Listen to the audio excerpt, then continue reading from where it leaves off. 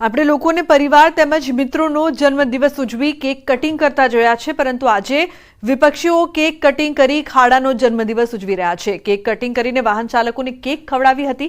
વિપક્ષ નેતા પાયલ સાકરિયા તેમજ અન્ય કાર્યકરોએ પર્વત પાટિયા વિસ્તારમાં રસ્તા પર મસમોટા ખાડા પડતા વિરોધ નોંધાવ્યો હતો। सूरत शहर में खाड़ाराजथी राहदारीओ परेशान थया छे। वाहन चालको पण भारे हालाकीनो सामनो करी रह्या छे।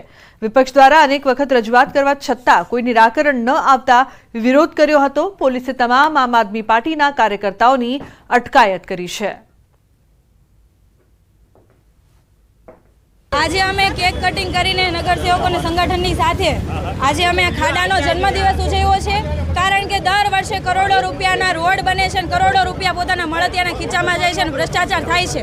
તો આ બાબતે ભાજપી શાસકોને સદબુદ્ધિ આપે અને સાથે સાથે આ ખાડાનો બર્થડે સેલિબ્રેટ કરીએ છીએ। લોકોને કહીએ છીએ કે આ ખાડો પડ્યો છે એનું અમે કેક કટિંગ કર્યું છે।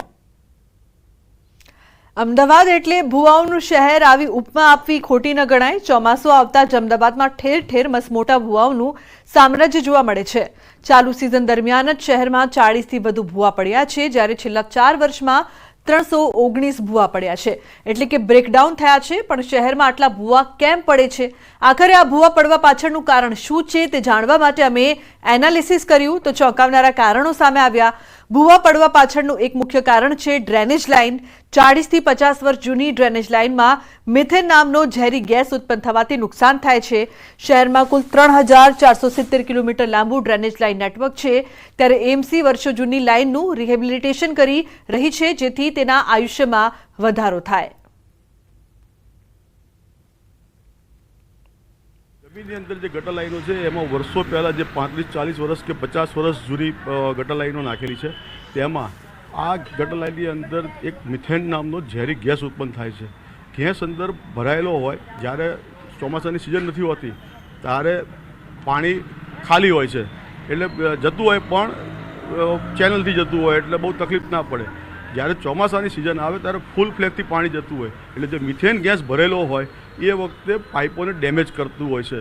ધીમે ધીમે કરતાં 40 વર્ષ સુધી 50 વર્ષ જૂની હોય એને ડેમેજ કરે, એટલે આખી પાઇપો ખવાઈ ગઈ હોય છે। આ પાઇપો ખવાઈ ગયાથી જ્યારે ચોમાસાનો વરસાદ આવે ત્યારે ફૂલ ફ્લેગથી પાણી જતું હોય અને પ્રેશરથી જતું હોય। જ્યારે પ્રેશરથી પાણી જતું હોય ત્યારે જે પાઇપો ખવાઈ ગયેલી હોય એ ધોવાઈ જાય એના કારણે માટીને ઉપર સ્પર્શ કરે। જેવું માટીને અડે એટલે માટી ધોવાથી નીચે પડે છે।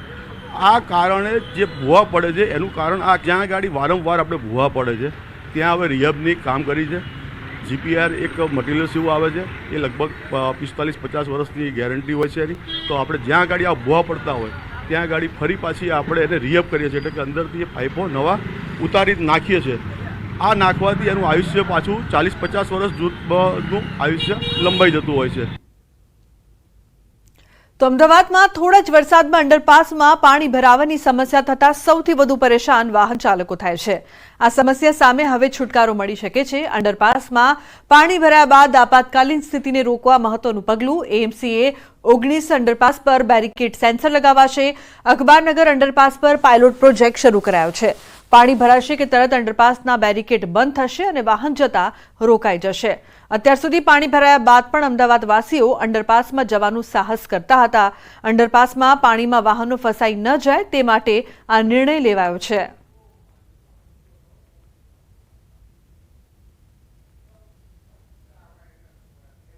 વરસાદ વધારે હોય અને અંડરપાસમાં પાણી ભરાઈ જાય તો હવે ઓટોમેટિક જ અંડરપાસ છે તે બંધ થઈ જશે અને કોઈ પણ વાહન અહીંથી પસાર નહીં થઈ શકે।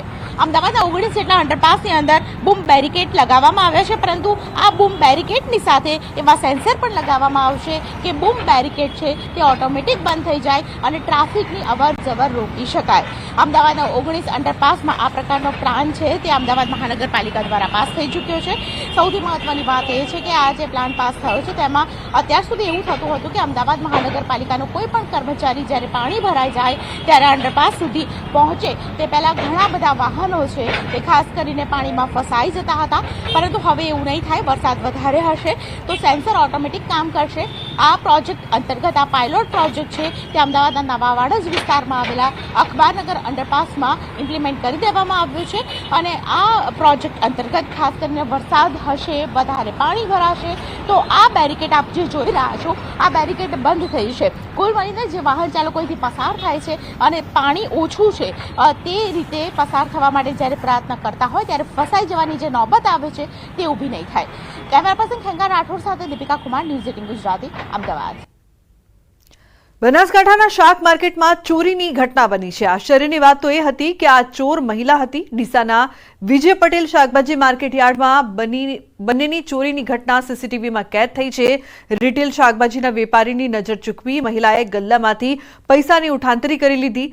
દ્રશ્યોમાં જોઈ શકાય છે કે શાકભાજી ખરીદવાના બહાને મહિલા વેપારીની દુકાને પહોંચી વેપારીની નજર ચૂકવીને પૈસા લીધા. વેપારી શાકભાજી તોલતો રહ્યો અને મહિલા પૈસા કાઢી લીધા. સમગ્ર ઘટના સીસીટીવીમાં કેદ થતા મહિલા ઝડપાઈ ગઈ અને વેપારીઓએ મહિલાને ઝડપી પાડી પોલીસ હવાલે કરી.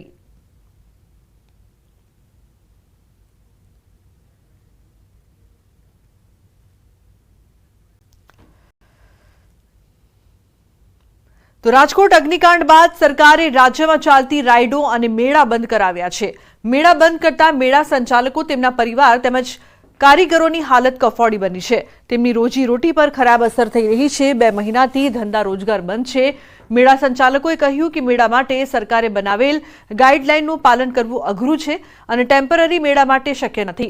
મેળા સંચાલકોએ ગાઈડલાઈનમાં છૂટછાટની માંગ કરી છે.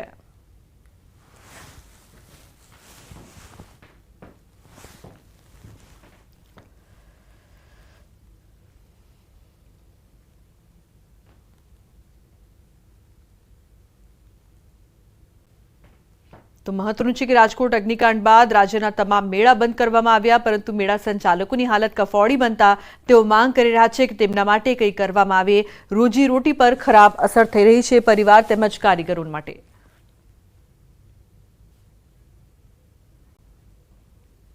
તો બ્રેક પહેલા નજર કરીશું ટોપ 3 ન્યૂઝ પર. મોરબીમાં વેપારી પરિવારનો સામૂહિક આપઘાત.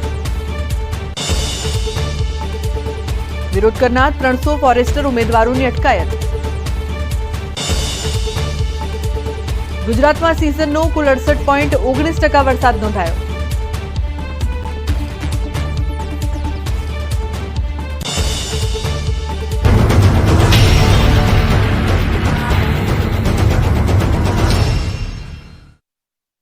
Solutions Limited. નર્મદાના કરજણ ડેમમાં નવા નીરની આવક. ડેડિયાપાડા અને સાગબારામાં 6 ઇંચ વરસાદ પડતા ડેમના દરવાજા ખોલવામાં આવ્યા. 30,000 ક્યુસેક પાણી છોડાતા 9 ગામોને સાવચેત કરવામાં આવ્યા. એનડીઆરએફ, એસડીઆરએફની ટીમ પણ નર્મદામાં સ્ટેન્ડ બાય રખાઈ. વરસાદી માહોલમાં સાબરકાંઠાના પોળો જંગલના ઝરણા જીવંત થયા. નદી પર આવેલ ચેકડેમ અને ધોધ જીવંત થતા નયનરમ્ય દ્રશ્યો સર્જાયા. પાણીના વહેણથી પ્રકૃતિ પ્રેમીઓમાં ખુશી. સાબરકાંઠાના પોળોના જંગલોમાં વરસાદે મહેર કરતા જળાશયો છલકાયા. પોળો, કાલીદેવી, ખેરવાડા, જેરવદરીના ચેકડેમના ધોધ જીવંત થતા પ્રકૃતિ સોળે કળાએ ખીલી ઉઠી. ચેકડેમ છલકાતા સ્થાનિકોમાં ખુશીનો માહોલ. આજે 4 જિલ્લામાં ઓરેન્જ એલર્ટ. બનાસકાંઠા, સાબરકાંઠા, નવસારી, વલસાડમાં અતિ ભારે વરસાદની આગાહી. દમણ અને દાદરાનગરમાં પણ વરસાદનું ઓરેન્જ એલર્ટ. માછીમારોને દરિયો ન ખેડવા અપાઈ સૂચના. અમદાવાદ સહિત 16 જિલ્લામાં વરસાદનું યલો એલર્ટ. ભાવનગર, દ્વારકા, કચ્છ, પાટણ, મહેસાણામાં મેઘરાજા કરશે જમાવટ. અરવલ્લી, ખેડા, આણંદ, વડોદરામાં પણ સારા વરસાદની આગાહી. નર્મદા, ભરૂચ, સુરત, ડાંગ અને તાપીમાં યલો એલર્ટ. અમદાવાદ અને ગાંધીનગરમાં પણ ગાજવીજ સાથે વરસાદની આગાહી. હવામાન નિષ્ણાંત અંબાલાલ પટેલનો મોટો ધડાકો. 11 ઓગસ્ટથી ગુજરાતમાં સિસ્ટમ થશે સક્રિય. 11 થી 14 ઓગસ્ટ મેઘરાજા ગુજરાતને ધમરોડશે. આહવા, ડાંગ, વલસાડના ભાગોમાં અતિભારે વરસાદની આગાહી. નર્મદા નદીના જળસ્તરમાં વધારો થવાની શક્યતા. મધ્યપ્રદેશના મંદસૌરમાં પાણીના ધસમસતા પ્રવાહમાં યુવક ફસાયો. પોલીસ અને એનડીઆરએફની ટીમે યુવકનું કર્યું દિલધડક રેસ્ક્યુ. પાણીના વહેણમાંથી યુવકને સહી સલામત બચાવી લેવામાં